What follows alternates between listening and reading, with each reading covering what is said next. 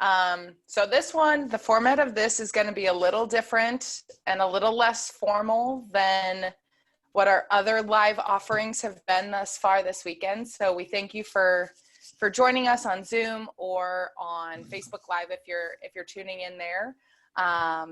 This is really an opportunity for us and whomever wants to join us to kind of share their festival memories and experiences, and just share in that camaraderie that comes with the in-person festival as much as we can. So yeah, I will start with myself. I'll do a quick intro, and then I know there are several Institute staff on. I see a couple board members as well as some of my arts committee volunteers, but I'll start with intros and then pass the mic to someone else. So my name's Carrie Bricky Brown.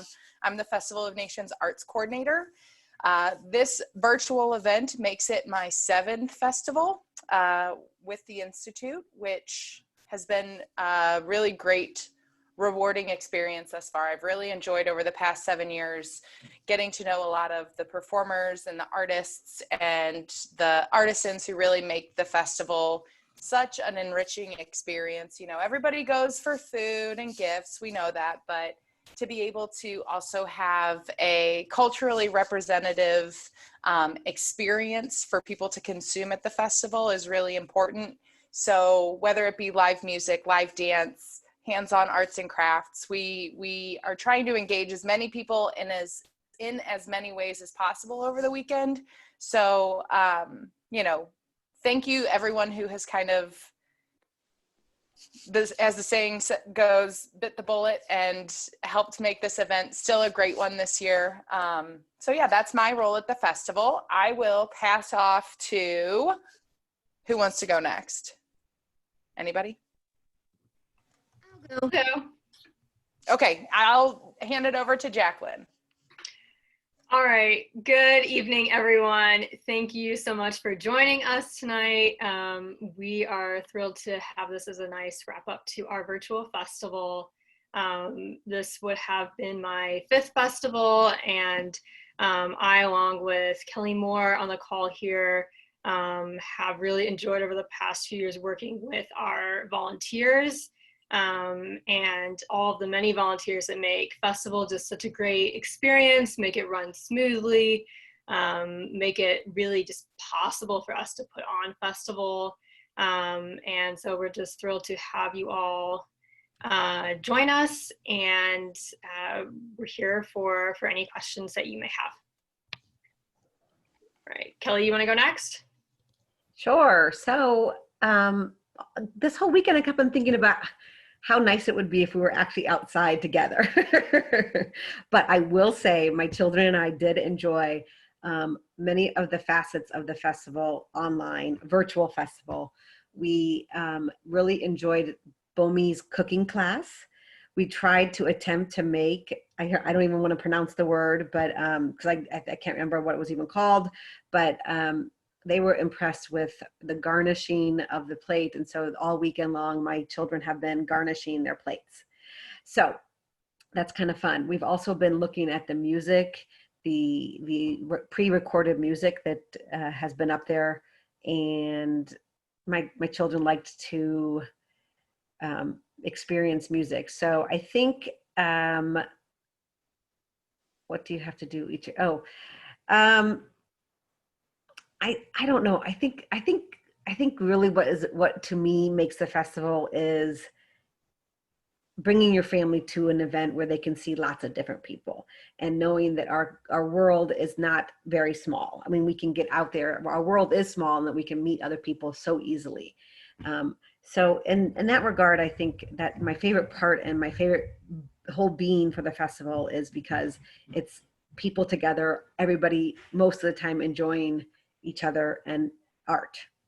So whether it's gifts, food, as we know, food's an art. So that's my favorite. That's been my favorite thing. I think I have memories of bringing two of my 3 children when they were small babies. So I think one of them might have been only 4 days old. So the passion to have Finnegan was like baby. to have my children around that environment, I think is really what it stems to. And I really appreciate sponsors this year pulling through and sponsoring the Festival of Nations. And then I am going to keep my hopes up for next year so we can all be in the park again. There we go. Who do you tap to go next? Is Showway available yet? I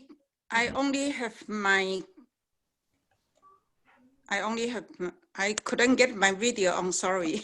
That's okay. We can hear you, Showway. So if you want to say anything, we would love to hear from you. Okay. Well, hi everyone. I am so happy to can see everyone here today, and we really miss this year, right?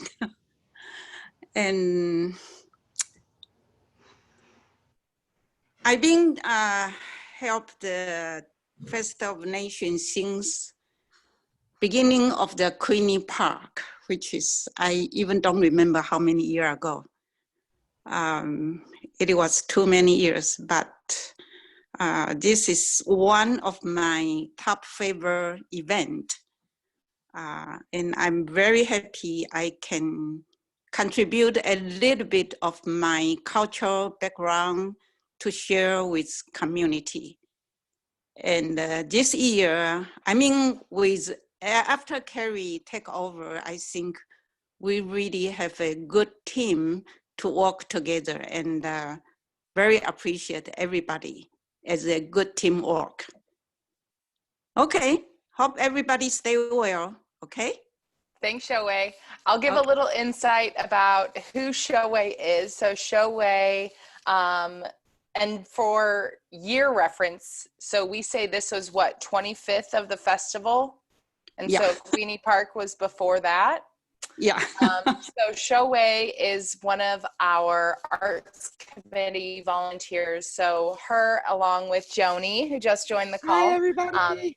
They help me in recruiting, identifying, and contacting artists to figure out schedules and flow of the arts and crafts demonstration and workshop area. So their work is just as ingrained in what I'm able to accomplish as the arts coordinator as it is any other role within the festival. So they really help me with that, and they get contact information that I might not know where to find it, or maybe they saw somebody at another event and said, this would be a really great addition for the festival. So they're great. Their time and their resources and expertise are just beyond what I would be able to do by myself. So I am very appreciative of the work that they do. So with that, Christina, do you want to do your intro? Yes. I'm the assistant festival director, and it's been 20 years for the festival. And the Festival of Nations, Queenie Park has been going on since the early 90s, just for some background information. My role of the festival is the food vendors, give food vendors information booth, logistical, safety management, advertising, graphics, and a little bit here and there, other things. But I think what I really like most about the festival is working with everyone, and it's just seeing the people at the festival, because there's nothing like when you're driving by in your golf cart and you see this family sitting down having a picnic and the kids running around with the crafts that they made. It just makes me feel so happy that I was a part of this, that I was able to make this event happen so that these people can come here and enjoy this. So just seeing the joy and the celebration of everyone, that's just, I know, it just really makes my day. And it makes all the work that we put into it for it. And I know I'm the only individual who works on it year round. Everyone else works on it for like 6 months out of the year. So I always refer to as the festival as my baby, because actually my first day of work was the festival. So, and it was the first day of the festival itself. So I just kind of came with it, I feel like. But yeah, I really love the festival. It means everything. Melissa? The newbie? Yep, I'm the newbie of the festival team. I have not worked a single festival in my time because I just started in May. So this was kind of my first experience outside of being an attendee. I've gone a couple times in the years past, mostly like Carrie said, for the food and the vendors and all of that stuff. So it was definitely interesting to be on the other side of the coin this time around, if it was virtual. So hopefully next year I can get the more in-person feel, so I can go outside, hang out at some booths and run around in circles and hopefully eat some really good food while I'm working it. And then Joni, I don't think you have introduced yourself yet. No, hello everyone. I'm Joni. I'm so glad to see you guys. I want to cry. I'm at the lovely Truman Park, and considering, you know, we're not at the park this year. But I've been with the festival, I think, for about, I don't know, 15 years or so. And she was interested in the diversity program I worked for at UMSL, and we figured out we couldn't really do that, but my absolute love is the arts. And I was brought into the fold. I've never felt so welcome doing anything. I do a lot of volunteer work and volunteering there at the festival, and now I kind of work for it, but I just feel so at home there. Not to mention my other love is anthropology, so it all came together for me at the Festival of Nations. That's why I just love it so much every year, and seeing all of you. And from the very beginning, the thing that truly amazed me about the festival was how relatively few people together.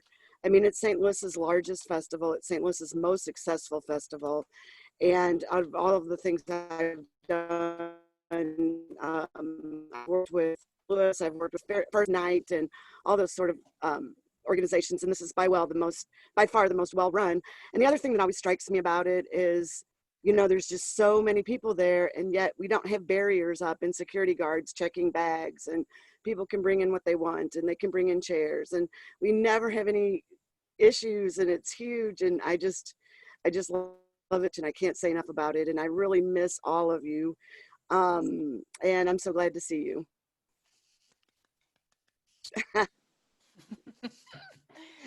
Joni also works with me in the arts committee. Her and Yep. Wei are my right-hand ladies when it comes to craft demos and workshops. They're my experts on those fields. I did want to give a quick shout out to Arindam Kaur, who is currently on the call too. Arindam is our current board president. Is that correct, Christina?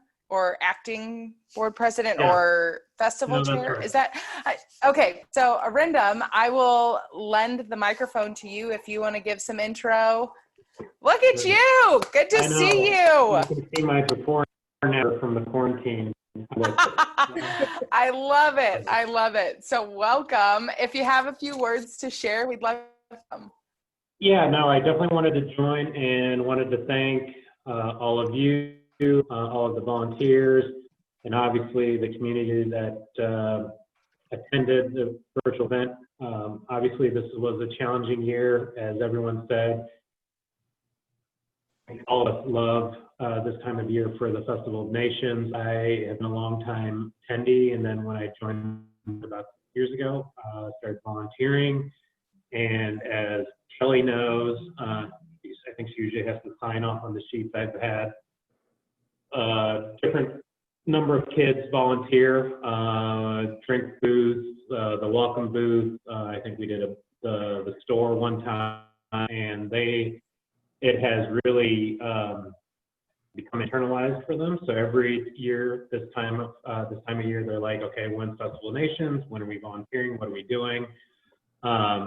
So this year was tough, but I think I want to commend everyone for doing a brilliant job of, in relatively short time, turning something in and giving, I think, people an outlet with all the news and everything that's wrapped up in 2020, a little bit of an escape, whether it was music or for those of who are old enough the Rockwell beer pairing, I think, was a big hit. I attended the FoN's food demonstration, and even I think I did the language demonstration too, which was great. So again, I think it gave folks this weekend an opportunity to at least get a touch of it, and we're hoping that next year it will be different. But if not, we'll persevere and figure out to make even a bigger and better virtual festival if we need to. But obviously the goal is to get back and build that community. I think the feeling that folks get from attending Hub Nations, whether it's 105 degrees or like last year when it was raining, you see folks with smiles on their faces because they enjoy it. They like being people who have an interest and a desire to explore and participate. So again, thanks everyone, and I look forward to Thanks, Arindam. So Arindam touches on an interesting point in terms of participation. So while yes, I know we want to be in person and see each other, but what I've really loved about this virtual component or virtual setup this year is that I've been able to do things that usually year in and year out at the festival doesn't happen. So we all who work on the event usually know that we are at our booths or at our activities or in a golf cart and have some sort of role or some sort of tasks that happens throughout the weekend. When you actually sit down and participate and absorb and take part in what components of the festival are really meaningful to people, like for me, that was one of my biggest takeaways just from this year's event. Seeing people that might have been in our Young Friends group or other organizations or volunteers who are joining calls and participating, similar to how Arindam participated in a few things. I did our dance lessons. I listened to some live music, doing coffee and talking series and things like that. It reignites my passion for the festival because you can what makes it great, what makes people interested in coming. It's not just one little aspect or one little event. It is the entirety and the whole experience. So while yes, I agree, I would love to be with everybody in Tower Grove Park. I think it's been great to have this virtual opportunity, but it also has, in my mind, kind of spun wheels that it's like, oh, we could incorporate potentially, obviously we know there are limitations, but we could potentially incorporate some sort of virtual aspect in years going forward, whether that's a live stream setup at the as Kelly shakes her head at me, I'm saying like a live stream going on at the stages, or even a camera set up at the Village Green or something, some way that people who aren't in our Grove Park can enjoy the festival. I think anyone who has gone can recognize and see the value that comes from the event itself. So while you might not be able to participate in person, there's still so much great content and so many great things to take away from it. So that's my 2 cents on that. I will say that anyone who's joining us or anyone who is participating in this call, please note too, there's a lot of activities that are on the website that might not have been live events. So we have, global crafts that are listed that you can easily print out, pull up, do them with your kids and your families at any given time. Things are going to, live on the web for at least the next year. So family arts and crafts are available. We are asking for people to share their family heritage stories or family traditions that, you keep alive and well in communities. And that can be anywhere from holiday traditions or just items that came from somewhere. I know my mom is still a big proponent of German potato salad because that's what her parents ate and they came from Germany. So those are fun things. There is also a whole page dedicated to sharing festival memories. So we're offering this call and this conversation for us to kind of share ours. But beyond this point, we want you to get on there. We want you to share pictures. We want you to send videos of you guys, anyone doing any activity at the festival. Some of my favorite visuals are always looking down the food booth row every year. The number of people who participate and who are just there, that's where you can really get the scale and the scope of everyone who's joining. So I would add to the food booth and everything that's on the website. We have a ton of local international restaurants listed on there now. I think I'm going to make it my own goal to go to all of them within the next year until next festival, because like, you know, you can't go to every single food booth at the festival, but we have a lot of vendors that are on that list. And so you can go and see their full menus with this way. And I'm really excited about that, honestly, because I love me some of that food. Yeah. And, you know, we always get questions after the event.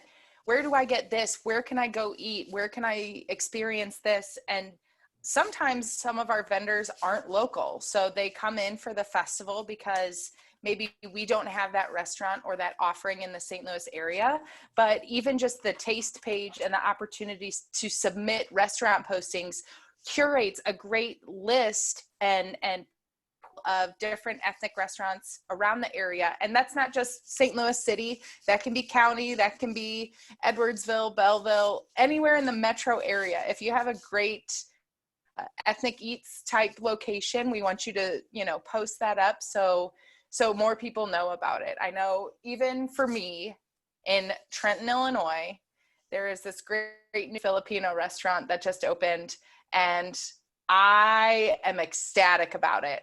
For those of you who have never been to Trenton, there's about 4 restaurants, all of them very Americana food. So when I can get some good cultural food options, I am in my happy place. So with that, does anybody have, you know, I have my empanadas, I have my Romanian iced coffee that Kelly and I always have to get in the mornings, but does anybody else have kind of their favorite foods or takeaways or things that they know that they can't miss or kind of like crave year after year? Every Saturday, as soon as they open, I head to the Eritrean food booth and get my injera. And I miss that. And I don't think they have a restaurant, so. But up here in North County, we do have a new West African restaurant called House of Jollof that I have been frequenting. So, but anyway, that's what I miss, among everything else too. So, but I think, having said, I also want to commend all of you for this year's festival. I don't know if it's been done this way elsewhere, but it can probably serve as some sort of model or some sort of starting point to do an event where you can have it thorough and present a lot of what we do for the performances, especially are conducive to video, you know. So I think you guys did a great job putting this together this year, really. Thanks, Joni. Oh, the Romanian coffees. Yeah, those are good. I go to the Romanian booth every morning open and they're like, we don't have it yet. And I was like, but it's for us, we're staff. Can we please get some? We need copious amounts of caffeine to function today. That's how Kelly and I get our coffee every morning. And she will. That's good to know. I didn't. So I bring my own coffee. I'm going to have to follow up on the Romanian food booth thing. They keep talking about retiring. I keep begging them to come back. So I'll keep begging. But yeah, I love that. And the Nepalese momos, those are really good. So yes. Thanks. But then that's all I can say about anything else, because I don't want to get the other food vendors mad at me since I deal with them. Because all the food is good. I mean, there's just so many choices that it's hard to choose from. And the thing is that you have your favorites that you want to go back to every year, but then each year we have those 2 or 3 new food booths that you just want to try. And it's like, how do I fit this in? And thank God for aluminum foil and takeout packages, because otherwise I wouldn't know what to do. So I tell this, I say this like pretty much every year. If I see people who I know at the festival or even are coming, this was from Aparna, who used to be a volunteer with the arts committee. And she used to say, I think she volunteered with, at least with me, for the first couple years that I was at the festival. And she always would say, I bring my own Tupperware containers because I can get there, I can sample a couple things, but then I can have this great smorgasbord for an entire year, or not year, but like I wait for this event every year. And then I have a week's worth of food from around the world that I might not be able to get any other time. So I'm going to take advantage of it. And I was like, that is a genius idea. Real quick, before we get into too many other memories, I do want to welcome Gary Boom onto the call. I think he's on. Gary, are you on? Oh, there he is. I was like, I don't see his name, but now I do. And just Welcome, Gary. Yeah. Gary, if you want to just do a quick intro and kind of your roles at the festival, we'd be happy to hear from you.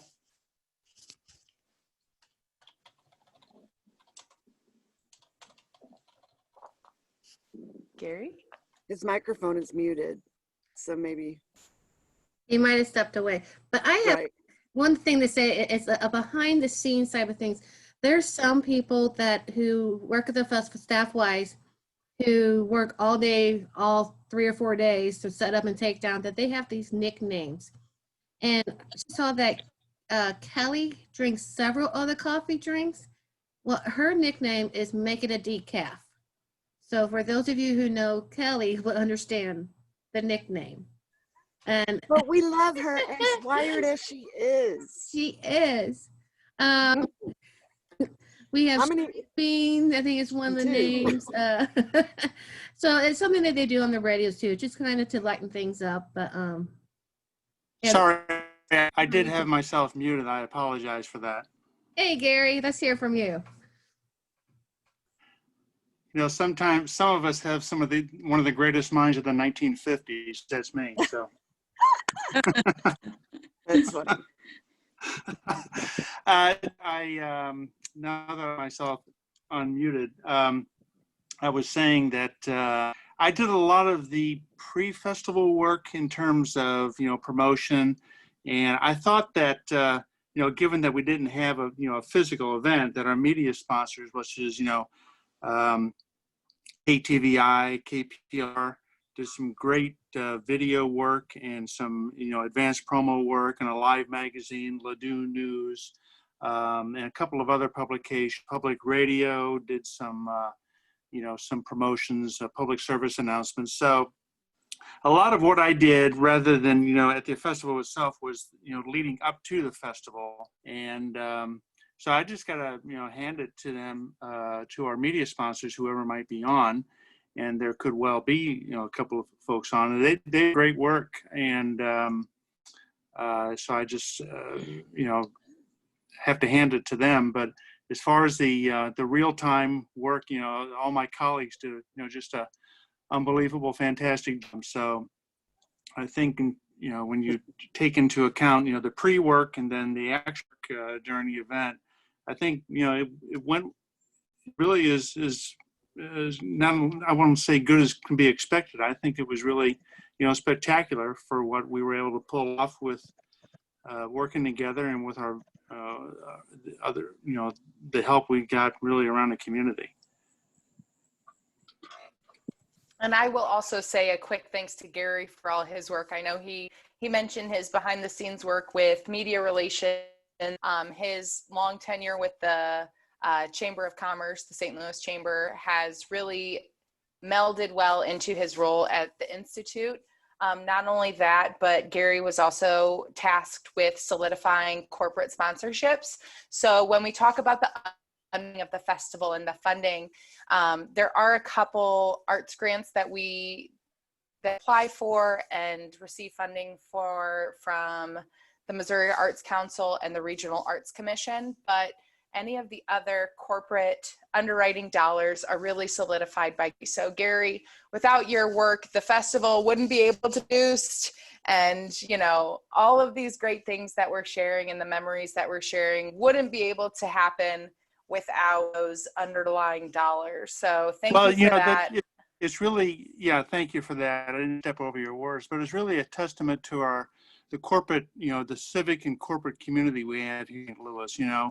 We have said for a long time, for a city or for a region the size of St. Louis, we have more than our fair share of Fortune level countries, the Fortune 500, Fortune 100 level, Fortune 1000. And, but you think about, who we have here. We have Centene and Enterprise and, US Bank and all these, wonderful companies and that just stepped up, as they always do, stepped up to the plate to help us out this year. So I just can't say enough about, our corporate and civic leadership in this community. They're always there for us, like in this case, whether they have a physical festival or not, for us. And Wells Fargo Advisor, the universities, just outstanding corporate and civic citizens. And I would like to add something too. It also is a testament to the International Institute, and that the corporate sponsors trust the Festival of Nations and the International Institute to do what they say they're to do with building community and having this event and having it, just top notch and successful every year. So, I mean, I'm sure that dealing with corporations, it is a lot of trust building, and they can see that, it's worth it for them too. That is one struggle that we have every year, is to stay true to our mission of the festival, because it's so easy to get commercialized. So trying to make sure that the booths are selling the traditional crafts, because it's so easy to open up the door to have people who sell all the souvenir stuff that is just kind of not what you really want at our type of our festival. So, and also the number of the booths that we have representative, we don't have that many commercial booths. I mean, we have a very limited number of sponsor booths that we have on site. So we really aim at keeping it family friendly and true to the spirit of the festival. And that takes a team to get that accomplished. We talk about that in our meetings for the arts all the time, how we would want a particular ethnicities represented in terms of the arts, and if we want professional and dance companies, or like how that is managed. I think that's really very cool of you guys to make. And that was the work started then. Like I said, I came on 7 years ago, but Ann Rainierson, for those of you who don't know, helped really generate the festival's arts aspect and the cultural representation of different groups. Correct me if I'm wrong, but I think she had an anthropological background too. Is that correct? Yeah, she was an anthropologist. Yeah, she had her PhD. So Ann's main goal and objectives with the work that she did with the festival is to not only promote different ethnicities and different cultural groups, but really preserve those histories. So that is still a very strong and true of the festival. One of the questions, and this is just like a regular occurrence that we get, Christina can vouch for this.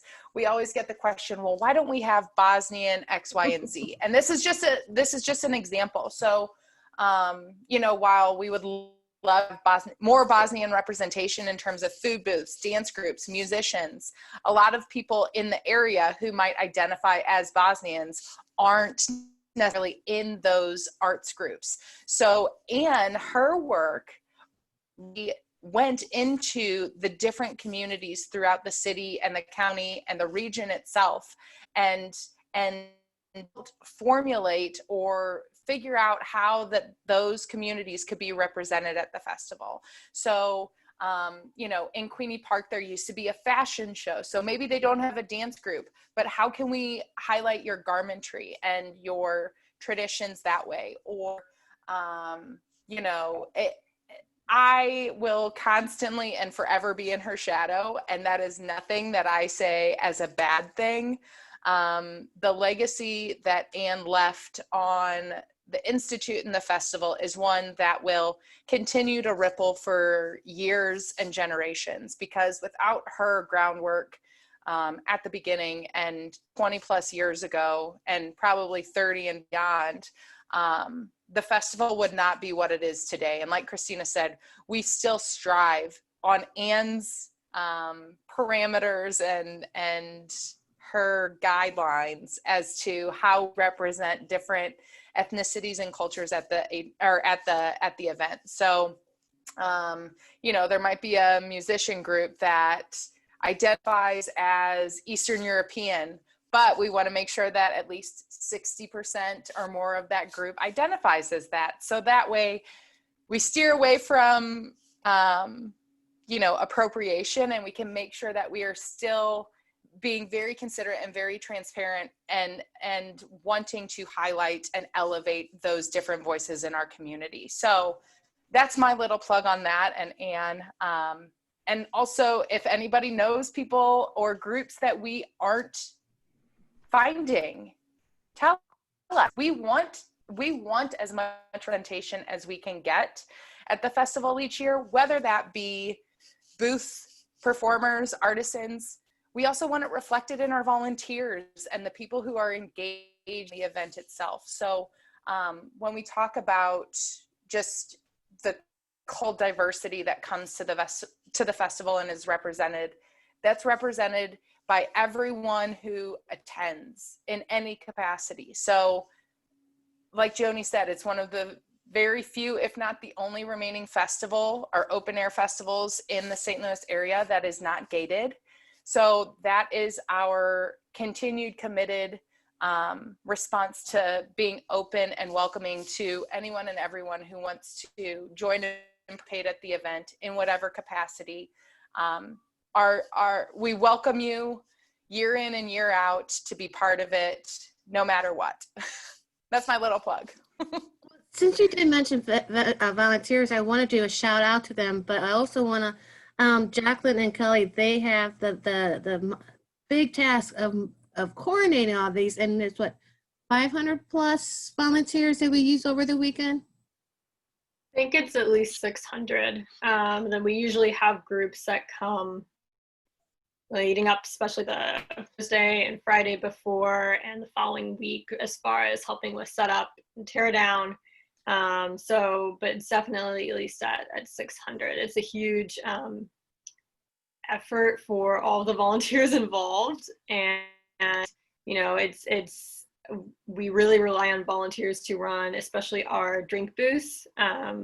Those we use to raise money for the Institute through the festival, based on the proceeds. So, you know, we are entirely volunteer on with, sometimes there might be a staff member managing that, but almost all of our drink booth coordinators tend to be volunteers. So even the person that's overseeing how it's run, a lot of times those are volunteers. You know, we have volunteers that volunteer for just one shift.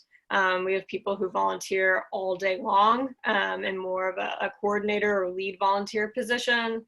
And, you know, I think that is really helpful to us as an organization, you know, and something that we would love to more and more include the community in, because we always need more people to make the event run smoothly. It takes a small army of people to set up on Friday and to tear down on Sunday night and the following Monday morning. So, you know, we always have more room. We are always, you know, happy for more volunteers to join. And we are Kelly and I are continually brainstorming and thinking, well, who else could we ask? What groups could we reach out to? You know, who needs, who wants to participate, who needs service hours. We usually get a big group of students from SLU every year, because the festival usually falls well within their welcome week for incoming freshmen. And, you know, so we tend to get a lot of students that have just moved back onto campus. And so it's been a really great partnership with a lot of groups in the area who have been hugely supportive, and we have, you know, many groups that come back year after year to run a drink booth, and we are just so thankful for all of this, because we could not do it without you. And I love the volunteers you all send me. Thank you so much. Me and Shoei over at our booth. Shoei's running around doing her stuff, and the volunteers are incredibly helpful. Thank you, Johnny. Shoei's very busy during the festival. Yeah, Oh my Shoei, you typically host yourself at least 2 different craft demonstrations, right? So you have your paper cutting and then your Asian pottery, Right. correct?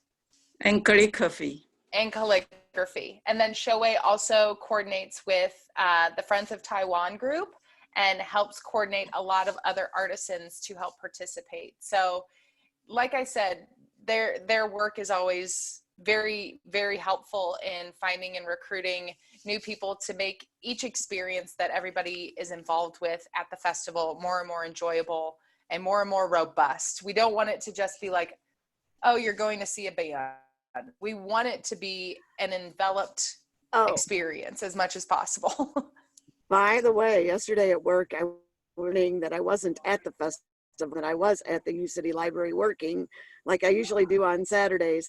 And patrons were overhearing me coming up going, that's my favorite thing to do in St. Louis. I'm like, well, go online. But I mean, I get commentary constantly about how much families, entire families, as you said, just love the festival. Mm-hmm. Yep.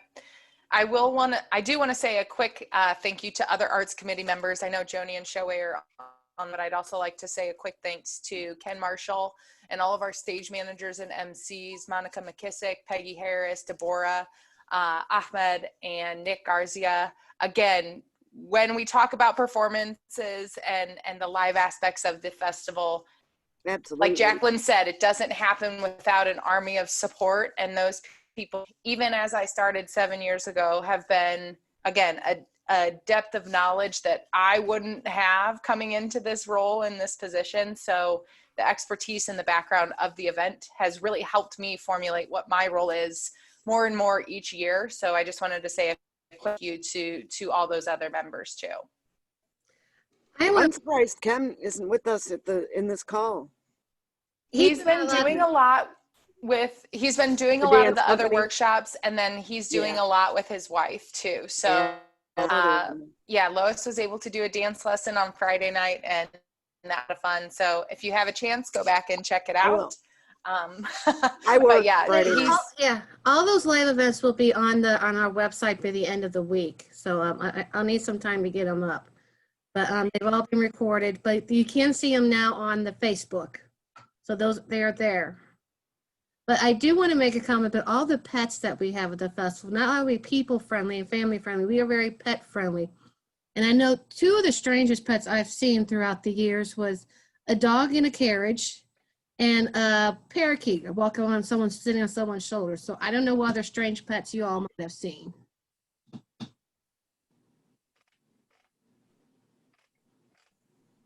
Those are the top. Just be grateful I don't bring my pets. What pets? My little boys, they would wreak havoc. So the dogs are wonderful though. So interesting you say about pets though. So this had my experience, but there used to be a petting zoo, did there not? Yes. For anyone who didn't know, there used to be a petting zoo component to the festival where I bring in various animals. Cindy's Zoo. Yeah. Cindy Farmer used to be a friend of mine who has Cindy Zoo. I think we only had like that 1 or 2 years. It was like weird. 3 or something, but then there was a big animal rights kind of got upset by how they were tied up. I think that was a different zoo than Cindy's Zoo. But then also it was, I forgot, something disease that everyone had to wash their hands, and it just got so complicated. And then we had the issues of people bringing their dogs too close and upsetting the animals and stuff. So it was so much easier just to get rid of it. and expand on other directions of the festival. Because we used to have a parade too before the festival. Remember organizing that? I know Shoei. Joni, were you involved in that too when we did the parade? I don't think so. No. Yeah, it's called Shoei, you helped with the parade? Yeah, it was Let Down Grand, called it Parade of Nations. And in those times, too, staff, that at the end of the festival on Sunday night, we would drive the golf carts back to the old building down Grand. So That's crazy. yeah. Crossing Gravois was you just kind of, said a little prayer and you stepped on it and I hope you made it through. But we did have a police escort except for the very last year. So thankfully we are able to leave them parked. Well, and with that, Christina, as you say, escort, I just want to say a quick thank you to the other facilitators. We have some great St. Louis Police Department members who volunteer, or they don't volunteer, but they're there on site throughout the weekend, ensuring that everything stays safe and operational. Also, several Tower Grove Park staff members are around and that they are very helpful. And I'd also like to say thank you to Tower Grove Park for hosting us year in and year out. Yep. Because that they are, they're so gracious and such great hosts, we're able to continue to provide such a high standing and well-known festival, well attended. Without the location, as they say for any event, location. So Tower Grove Park sets a great backdrop for all of our needs throughout the event. What we'll have to say about the place is that we hire a few that we have overnight and throughout inside the park, but then the St. Louis Police Department, they do set up extra patrols for us around the neighborhoods and so forth. And they really stepped up last year when we did have a security risk and stuff. They really do. And I do want to send out a prayer to this couple of those officers who were shot the other night. So, yeah, without the police giving us the extra security, it really does help us. So, and the fire department, EMTs too. I mean, they all help to ensure that we have a very safe event at Tower Grove Park each year with a number of people. And the heat. And that's always been, you've had some close calls with the heat. Yeah, the heat's our number one risk. But other than that, yeah, so all the extra support that we get outside of the festival to put it on. There was one comment. I've been watching the live stream on Facebook too. There are a couple people, well, one Theta who said, or Theta, if I pronounced that wrong, I apologize, but said that they participated in the salsa dancing and that their husband volunteered through Airman last year. So thank you for your continued support in multi-facets of the festival. Does anybody else have any shared words of wisdom as we go forward, as we talk about kind of this world we live in now and what our hopes and our plans are for the next year's festival and years beyond that? What's our thoughts? What are our goals? What are our hopes and dreams for the Honestly, I think it's just maintaining its level of integrity and inclusiveness, integrity and inclusiveness. I mean, like I said in the very beginning, and it astounds me every year that we have all these cultures coming together and all of these ethnicities coming together in other settings might not get along so well or whatever. I know I'm underestimating it, but never have any problems. I mean, we don't have, let's say, white supremacist groups storming through trying to prove their point or, that sort of thing. Everybody just comes together to enjoy it. I mean, it's wonderful. And by the way, my shirt. Oh, great. That's great. Yeah,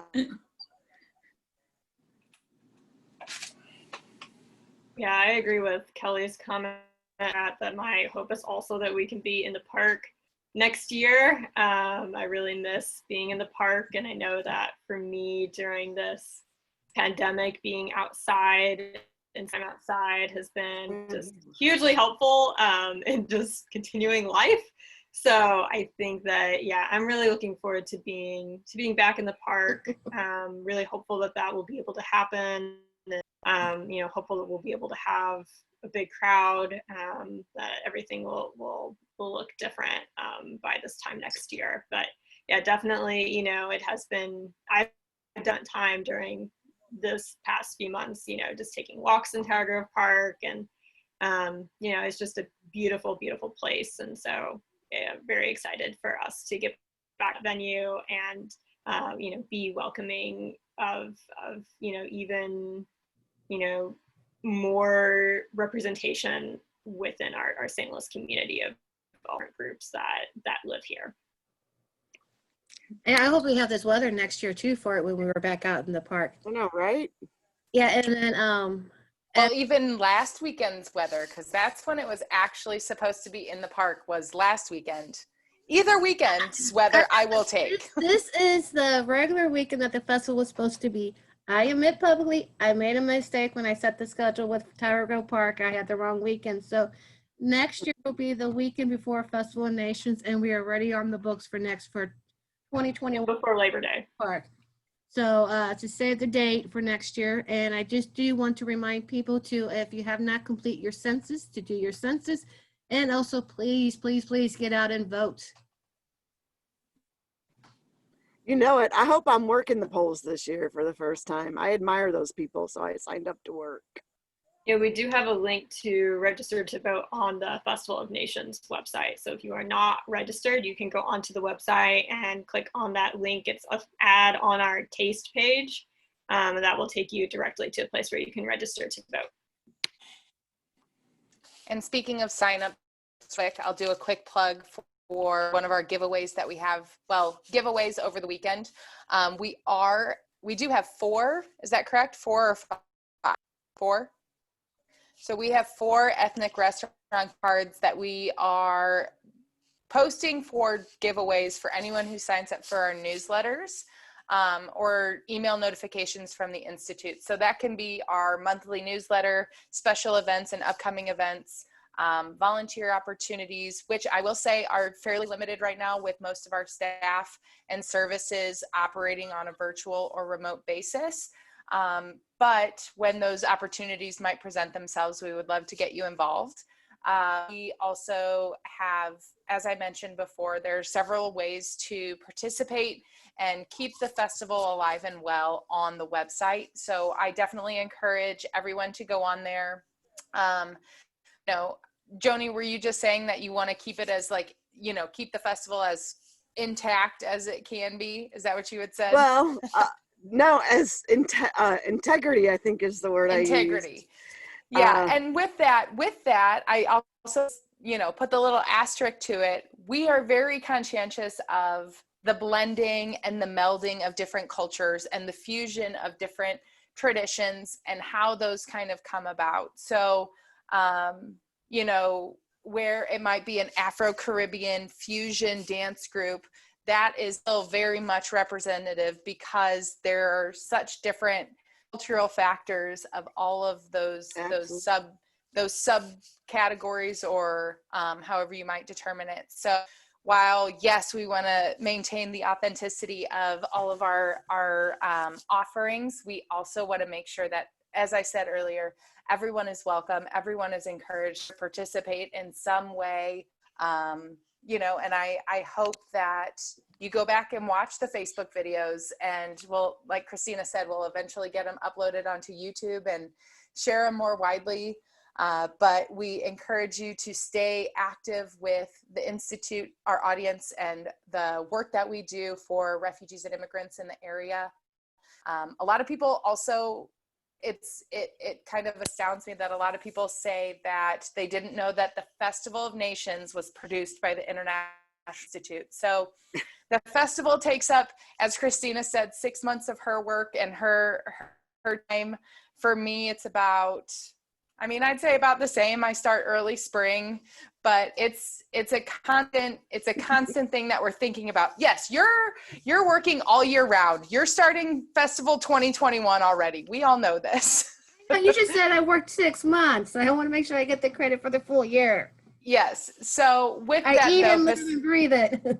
well, besides the festival too, many of us have day-to-day tasks that we do and perform for the agency, and that's to serve the multicultural and immigrant communities here in the St. Louis area. So our work does up with the festival, if anything, that's in the door. So being able to see the different cultures and groups that are represented, and then how do we engage? So before I sign off, I do see that Carlie, you just joined on, so I want to give you. Sorry, I had to step out this afternoon. I just wanted to share with you guys how impressed I was by the segments that I saw. I am old enough to be still adapting to Zoom, okay? I have to tell you, every event that I attended was engaging, performed, the right length. Hats off for the delivery here. Terrific. I just wanted to share that before the session ended. Well, we thank you very much for that. Charlie is one of our members of our board of directors, so we thank you for your time and your dedication to the agency and the work that we do. You know, we look to you as our board to help steer the efforts that we're putting forth for our community as a whole. And so we thank you for your time and energy. Does anybody else have any parting words, comments, questions that we can help answer? Kelly, what did you put in the chat? Thanks for the positive energy, of course. See you all in 2021. Sounds great. If not before. And Ed on Facebook said, great job organizing the unusual diversion of the annual festival. So Ed, thanks for your comments. But thank you everyone who was able to join us for the call. We appreciate you and your time. Hopefully, yes, Christina said, hopefully we get to see you in person in a year. Bye, Finnegan. We see you. Finny, I love you all. Thank you for inviting me. Thanks, guys. Great job. Thank you. Yeah.